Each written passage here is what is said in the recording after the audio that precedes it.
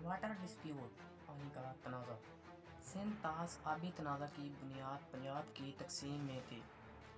یہ 1 اپریل 1948 کو ہوا جب ہندوستان میں مشرقی پنجاب نے مغربی پنجاب کو نہروں کے پانی کا بہاؤ بند کر دیا، جو مغربی پنجاب میں فصلوں کی کمی اور نقصان کا ایک بہت بڑا خطرہ بن گیا۔ مغربی پنجاب ایک پیداواری زمین ہے، لیکن گرم اور خشک آب و ہوا ہے، نہ کافی بارش اور ناقابل اعتبار ہے۔ پاکستان کی معیشت کا بنیادی وسیلہ زراعت پر مبنی ہے، جس کا انحصار دریائے سندھ اور اس کے 5 معاون دریاؤں سے نکلنے والی نہروں کے ذریعہ آبپاشی پر ہے۔ 3 مغربی دریائے سندھ، جہلم اور چناب ریاست جموں و کشمیر سے پاکستان میں داخل ہوتے ہیں، اور 3 ترقی دریائے راوی، بیاس اور ستلج بھارت سے پاکستان میں داخل ہوتے ہیں۔ درحقیقت دریائے سندھ کا نظام مغربی پنجاب میں زندگی کا ذریعہ ہے، جو 26 ملین ایکڑ فٹ سے زیادہ پانی فراہم کرتا ہے۔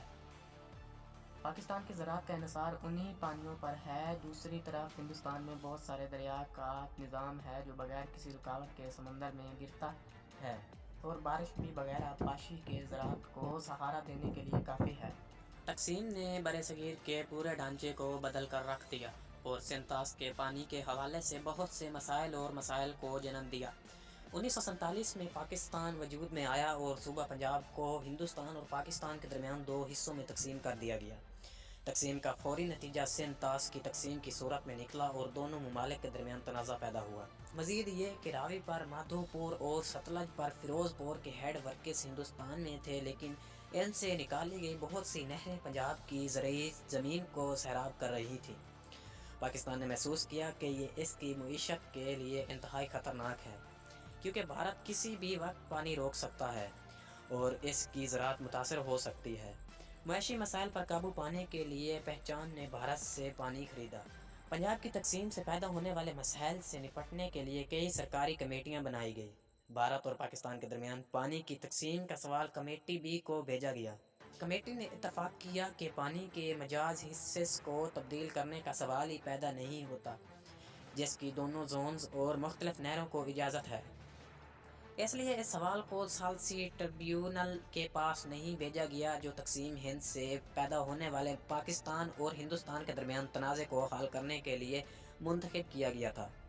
ٹریبیونل کی زندگی 31 مارچ 1948 کو ختم ہو گئی، جب ہندوستان نے ہیڈ ورکس کا کنٹرول سنبھال لیا اور اس نے پاکستان میں داخل ہونے والی ہر نہر میں پانی کو بہنے سے روک دیا۔ اس لیے پاکستان کمیٹی کو شکایت نہیں کر سکتا تھا۔ پاکستان اس صورتحال پر بہت پریشان تھا۔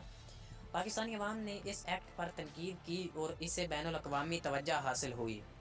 پاکستان کی جانب سے آبی تنازع پر مذاکرات کے لیے ایک وفد نئی دہلی بھیجا گیا۔ مئی 1948 کو نئی دہلی میں ہونے والے انٹر ڈومینین کانفرنس کے ذریعے 4 مئی 1948 کو دہلی معاہدہ کے نام سے ایک نئے معاہدے پر دستخط کیے گئے۔ اس معاہدے کے مطابق مشرقی اور مغربی پنجاب نے حمایت اور اتحاد کے ذریعے مسئلے کو حل کرنے کی اپنی ضرورت تسلیم کیا۔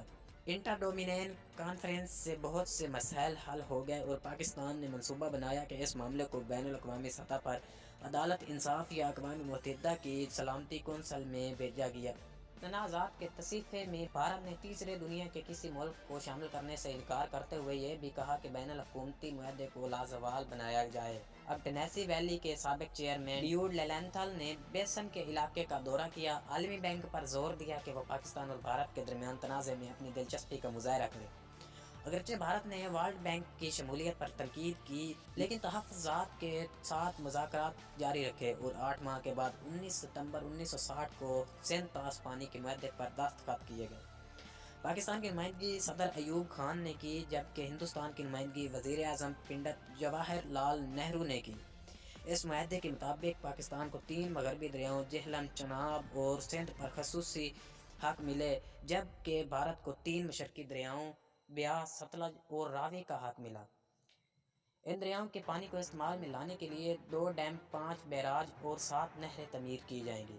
اخراجات کے علاوہ بھارت نے ادا کرنا تھا اور باقی رقم پاکستان نے پوری کرنی تھی۔ اس معاہدے کو اچھی طرح سے کام کیا گیا اور معاہدہ سمجھا جاتا تھا، اور دونوں ممالک نے اس کی مختلف انداز میں تشریح کی تھی۔ نتیجہ یہ نکلا کہ بھارت کی یہ نیت ہمیشہ پاکستان کے حق میں نہیں تھی، اور اس نے ہمیشہ پاکستان کا استحصال کرنے اور اس کی معیشت کو مختلف آلات سے تباہ کرنے کی کوشش کی، اور پاکستان کا تنازع بھی اسی کا ایک حصہ تھا۔ یہ بھی پاکستان کی دھمکی کا نتیجہ تھا کہ چونکہ سندھ طاس کی سپلائی دریائے بھارت میں تھی، اس معاہدے کے ذریعے پاکستان نے اپنے آبپاشی کے مسائل پر کافی حد تک قابو پا لیا۔ اس کے علاوہ پاکستان کی خارجہ پالیسی بھی متاثر ہوئی، اور ہمیں بھارت کی طرف سے رد عمل کی وجہ سے تیسری دنیا کی ممالک کے ساتھ اپنے تعلقات کو مستحکم کرنا پڑا۔